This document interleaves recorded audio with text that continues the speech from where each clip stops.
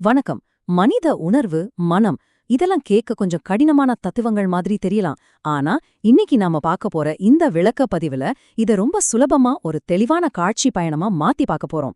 சுவாமி சித்பவானந்தர் சொன்ன ஒரு ஆழமான தத்துவத்தை நம்ம அன்றாட வாழ்க்கைக்கு புரியும் வகையில எப்படி பயன்படுத்தலான்னு பார்க்கலாமா? வாங்க உள்ளே போகலாம். மனிதன் உள் ஒளியால் ஆசிர்வதிக்கப்பட்டுள்ளான். எடுத்த உடனே எவ்வளோ ஒரு பிரம்மாண்டமான திறப்பு பாத்தீங்களா? நாம ஒவ்வொருத்தரும் நமக்குள்ளேயே ஒரு மாபெரும் சக்திய, ஒரு அற்புதமான ஒளியை தாங்கி நிற்கிறோம் அப்படிங்கிற இந்த ஒரு வரிதான் இன்னைக்கு நாம பார்க்க போற முழு தத்துவ பயணத்துக்கும் ஆணிவேர். இது வெறும் வார்த்தை கிடையாதுங்க, நமக்கான ஒரு மிகப்பெரிய வெளிப்பாடு. ஸ்ரீமத் சுவாமி சித் பவானந்தர் எழுதின டெய்லி டிவைன் டைஜஸ்ட் அப்படிங்கிற நூல்லிருந்து எடுக்கப்பட்ட மே 12ஆம் தேதிக்கான ஒரு சின்ன பதிவு தான் இது. இந்த ஒற்றை பக்கத்துல இருக்கிற வேதாந்த போதனையத்தான் நாம இன்னைக்கு முழுமையா அலச போறோம். வார்த்தைகள் என்னவோ ரொம்ப சுருக்கமா தான் இருக்கு, ஆனா இதோட ஆழம் எவ்வளவு பெரியதுன்னு போக போக நீங்களே ஆச்சரியப்படுவீங்க. கண்ணுக்கு தெரியாத உள் ஒளி, பௌதிக பார்வையை தாண்டி செல்லுதல். இப்போ ஒரு முக்கியமான கேள்வி வரும். அந்த ஒளிய நம்ம பார்க்க முடியுமா? பௌதிக கண்ணால் அதை பார்க்க முடியாது, பார்க்கவும் இயலாது அப்படின்னு இந்த வரி ரொம்ப தெளிவா சொல்லுது. அதாவது இந்த உள் ஒளி நம்ம உடம்ப விட்டு முற்றிலும் தனித்து நிக்குது. இத போய் நம்ம சாதாரண கண்களால சுத்தி முத்தி தேடி பார்க்கவே முடியாது. அப்போ கண்களுக்கு தெரியாத ஒரு விஷயத்த நம்ம எப்படிதான் உணர்றது? நல்ல கேள்விதானே? கண்ணால பார்க்க முடியாதுன்னா அது எப்படித்தான் செயல்படுதுன்னு நாம தெரிஞ்சுக்கணும் இல்லையா? இங்கதான் மூல உரையில அறிதல் அப்படிங்கிற ஒரு வார்த்தைய பயன்படுத்துறாங்க. அதாவது அந்த ஒளி தன்னைத்தானே உணருது, அதே சமயம் வெளி உலகத்தையும் அறியுது. சிம்பிளா சொல்லணும்னா அதுக்கு தன் இருப்ப பத்தின சுய விழிப்புணர்வும் இருக்கு, இந்த உலகத்தை பத்தின புரிதலும் இருக்கு. இந்த உணரும் செயல்முறை எப்படி ஒரு லாஜிக்கலான வரிசையில நடக்குதுன்னு கவனியுங்க. முதல்ல அந்த ஒளி தன்னை முழுமையா உணருது. ரெண்டாவதா அது மனதன் வழியா தன்னை வெளிப்படுத்துது. கடைசியா அது வெளி உலகப் பொருட்களை புரிஞ்சுக்குது. உள்ளுக்குள்ள தொடங்குற ஒரு தூய்மையான விழிப்புணர்வு எப்படி படிப்படியா வெளி உலகம் வரைக்கும் டிராவல் ஆகுதுங்கிறத விளக்குற ஒரு அருமையான வரைபடம் இது. மனம் என்னும் கண்ணாடி, இடைப்பட்ட அடுக்கு. இந்த இடத்துலதான் ஒரு மிகச் சிறப்பான உருவகத்தை, அதாவது ஒரு மெட்டாஃபரா அறிமுகப்படுத்துறாங்க. நம்ம மனச ஒரு கண்ணாடிக்கு ஒப்பிடுறாங்க. அந்த தூய்மையான உள்வொளி இந்த மனம்ங்கிற கண்ணாடியின் வழியாதான் ஊடுருவி வெளியே வரணும்.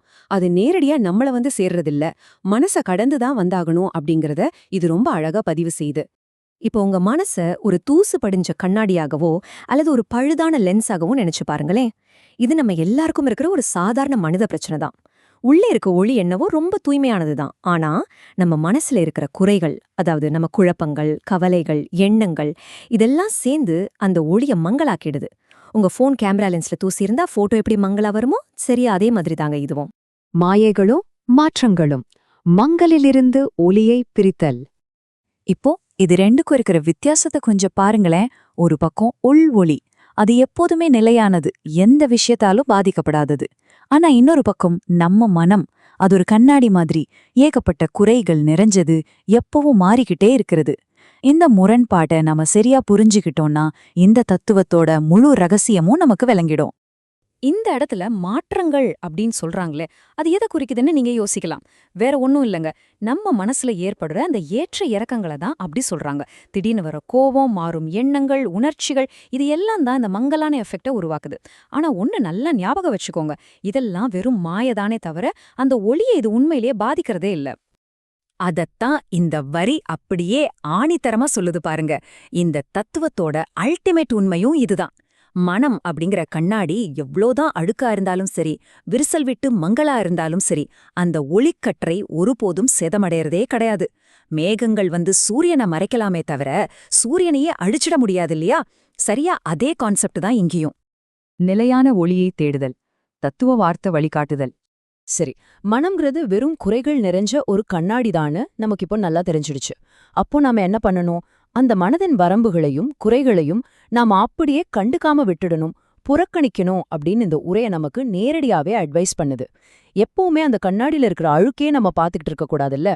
அந்த மங்கலான குறைகளையே ஃபோக்கஸ் பண்றதுக்கு பதிலா நம்ம இறுதி இலக்கு என்னவா இருக்கணும்? அந்த கண்ணாடியின் பின்னால பிரகாசிட்டு இருக்கிற அந்த நிலையான மாறாத ஒளியில நம்ம முழு கவனத்தையும் நிலைநிறுத்த முயற்சி பண்ணணும். இதுதான் நாம அன்றாடம் செய்ய வேண்டிய மிக முக்கியமான ஒரு பயிற்சி. இந்த அற்புதமான பதிவு வேதாந்தத்தோட ரொம்ப அழகான சிந்திக்க தோன்ற ஒரு பிரார்த்தனையோட நிறைவடைகிறது. இது நாள் வரைக்கும் தத்வார்த்தமா நம்ம பார்த்த ஒரு விஷயம் இப்போ ரொம்ப ஆழமான ஒரு பர்சனலான ஆன்மீக வேண்டுதலா மாறுது. நம்மள நாமே அந்த ஒளியிடம் முழுமையா ஒப்படைக்கிற ஒரு அழகான தருணம் இது. இப்போ கடைசியா உங்களுக்கான ஒரு கேள்வி. இன்னைக்கு உங்க அன்றாட வாழ்க்கையில கோவம், பயம், கவலைன்னு உங்க மனசுல தோன்ற அந்த மங்கலான கண்ணாடிய தாண்டி உங்களுக்குள்ளேயே இருக்கிற அந்த நிலையான ஒளிய எப்படி நீங்க உணரப் போறீங்க? இந்த தத்துவ வரைபடத்தை உங்க வாழ்க்கையில கொஞ்சம் பொருத்தி பாருங்க. அந்த உள் ஒளி உங்களுக்கு எப்போதுமே வழிகாட்டட்டும். மீண்டும் சந்திப்போம்.